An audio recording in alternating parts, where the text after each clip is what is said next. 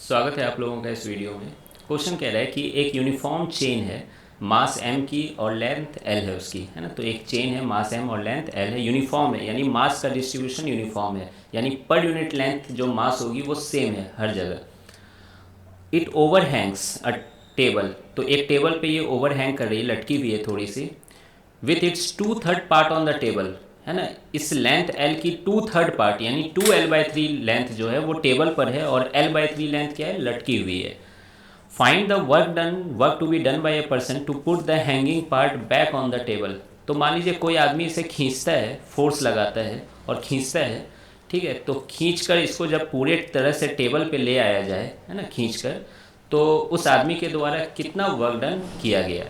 Clear है ये चीज़, external work done कितना करना पड़ेगा। तो क्यों करना पड़ेगा एक्सटर्नल वर्क डन, वो ग्रेविटी के अगेंस्ट वर्क डन करना पड़ेगा। तो बस यहाँ पे वर्क डन बाय ग्रेविटी ही निकालने का मकसद है। बाकी इसको दूसरे तरीके से आप ऐसे सोच सकते हैं, ग्रेविटी का वर्क डन निकाले बिना, है ना। आपको क्लास में भी बताया गया होगा पोटेंशियल एनर्जी का कंसेप्ट, उससे बहुत आसानी से ये सॉल्व हो जाता है। तो मैं वही पोटेंशियल एनर्जी का कंसेप्ट लिख रहा हूँ। तो work done by external force जो है ना, एक्सटर्नल लिख देता हूँ मैं बस, है ना। बाकी फ्रिक्शन सब तो नहीं है, work done by friction zero है यहाँ पर, सूडो फोर्स भी नहीं है ना। तो external work done equal to क्या होगा, K F plus U F minus K I plus you आई। शायद आपने ऐसा देखा होगा। ये पोटेंशियल एनर्जी क्या लिखेंगे, ग्रेविटेशनल पोटेंशियल एनर्जी लिखेंगे। और आपको पता होगा ग्रेविटेशनल पोटेंशियल एनर्जी लिखने के लिए पहले एक जगह जीरो मान लेते हैं, है ना। फिर उसके ऊपर है तो mgh लिखते हैं, हमारी वो आदत है। और नीचे हो तो माइनस mgh लिखते हैं, ठीक है। तो बताइए इसके सबसे अच्छा पॉइंट यही है कि नहीं, टेबल का ही लेवल।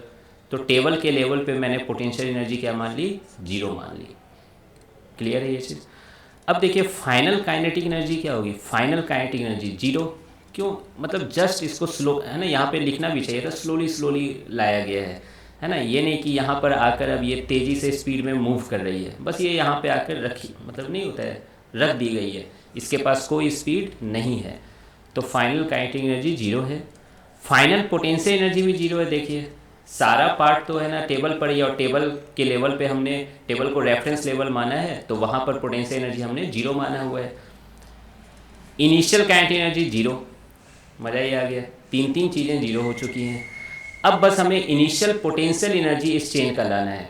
तो देखिए पोटेंशियल एनर्जी इनिशियल जब आप लिखोगे तो इतने सारे पार्ट का, ये जो टेबल पे जो पार्ट है इसकी पोटेंशियल एनर्जी जीरो है, लेकिन जो नीचे हैंग कर रही है उसकी पोटेंशियल एनर्जी निगेटिव आप लिखोगे। अब क्वेश्चन है कि कितना लिखोगे इसकी, आ रही बात समझ में, कितना लिखोगे। तो देखिए इसका एक ट्रिक है ना, बताया गया होगा क्लास में। पहले तो डिराइव करते हैं हम लोग, फिर उसके बाद ट्रिक बताते हैं कि इसका सेंटर ऑफ ग्रेविटी, छोड़ो सेंटर ऑफ मास ही बोलो उसको, सेंटर ऑफ मास पे mg को एज्यूम कर लो, है ना। और सेंटर ऑफ मास क्या होती है, कोई यूनिफॉर्म रॉड हो या यूनिफॉर्म चेन है तो उसके बीचों बीच आती है, यानी ये l/3 है तो इसकी सेंटर जो होगी वो l/6 पे आएगी। तो सेंटर ऑफ ग्रेविटी, है ना, यहीं पर mg लग रही होगी यहाँ पर। क्लियर है ये चीज़।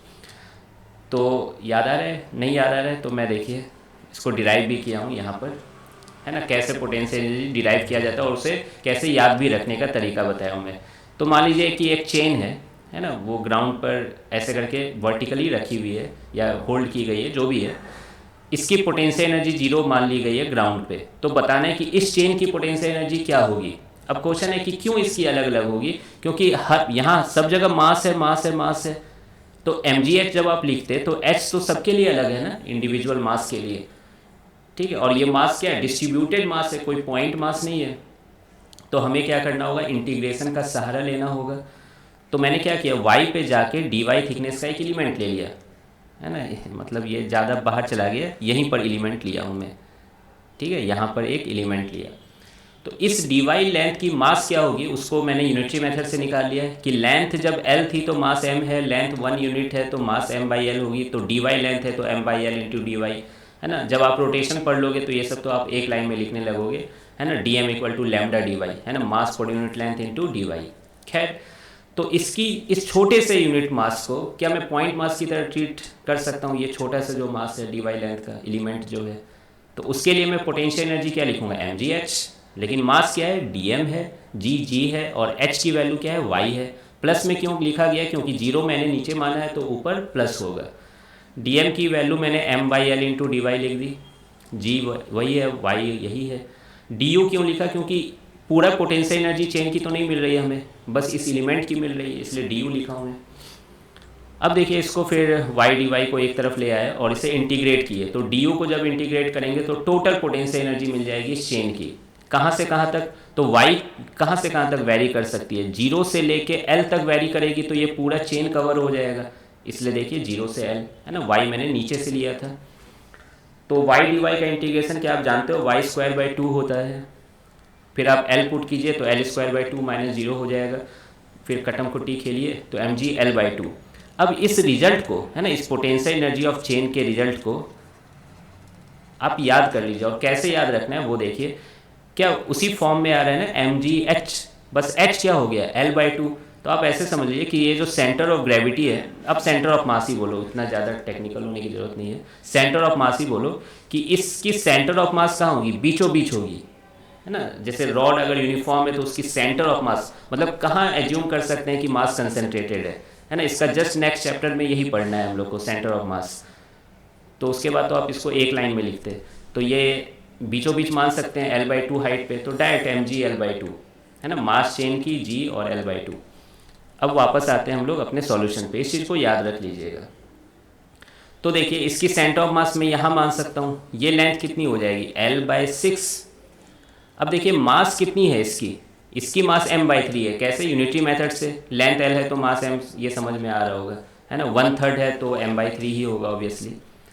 लेकिन पोटेंशियल एनर्जी निगेटिव भी है, क्यों निगेटिव है, क्योंकि रेफरेंस लेवल ऊपर माना गया है और यहाँ हम लोग जो देख रहे हैं चेन नीचे लटका हुआ है, तो माइनस m, अभी मैंने m लिखा, फिर g लिखा, फिर h की वैल्यू क्या लिखोगे l बाई सिक्स। अब आप इसको सॉल्व कीजिए तो ये माइनस माइनस प्लस हो जाएगा, तो आंसर क्या आ रहा है एम जी एल बाई 80।